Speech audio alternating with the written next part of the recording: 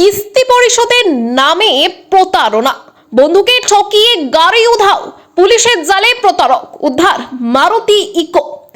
গাড়ির কিস্তি পরিশোধের নাম করে বন্ধুকে প্রতারিত করে গাড়ি বিক্রি করে দেওয়ার চাঞ্চল্যকর ঘটনা ঘটল। এই ঘটনায় আইনি চিঠির জালে নাজেহাল হচ্ছিলেন গাড়ির আসল মালিক। অবশেষে খানাকুল থানার পুলিশের জালে ধরা পড়ল প্রতারক বন্ধু, আর উদ্ধার হলো খোয়া যাওয়া গাড়িটি। পুলিশের এই সাফল্যে খুশি প্রকাশ করেছেন এলাকার সাধারণ মানুষ। ঘটনা সূত্রপাত এক মারুতি ইকো গাড়িকে কেন্দ্র করে। গাড়িটির আসল মালিক ছিলেন খানাকুলের মৈখণ্ডের বাসিন্দা আজিজুল রহমান। আর্থিক সমস্যার কারণে তিনি গাড়িটির কিস্তি শোধ করতে পারছিলেন না, তাই তিনি তার বন্ধু আরামবাগের তিরোল এলাকার বাসিন্দা শেখ আক্কাস আলীর কাছে গাড়িটি বিক্রি করে দেন। গাড়ি কেনার পর শেখ আক্কাস আলী কিস্তি পরিশোধ না করে তার বন্ধু আজিজুল রহমানকে প্রতারণা করেন।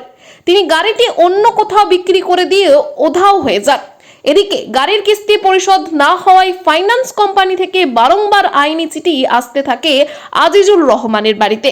এতে নাজেহাল হয়ে পড়েন আসল গাড়ির মালিক। পুলিশের তদন্ত ও সাফল্যে অবশেষে আজিজুল রহমান খানাকুল থানার দ্বারস্থ হন এবং একটি অভিযোগ দায়ের করেন। অভিযোগের ভিত্তিতে খানাকুল থানার পুলিশ তদন্ত শুরু করে এবং চাঞ্চল্যকর তথ্য জানতে পারে। গাড়ির ক্রেতা শেখ আক্কাস আলী গাড়িটি অন্য এক ব্যক্তির কাছে বিক্রি করে দিয়েছে। খানাকুল থানার পুলিশ অভিযুক্ত শেখ আক্কাস আলীকে গ্রেপ্তার করে রিমান্ডে নিয়ে জিজ্ঞাসাবাদ শুরু করে।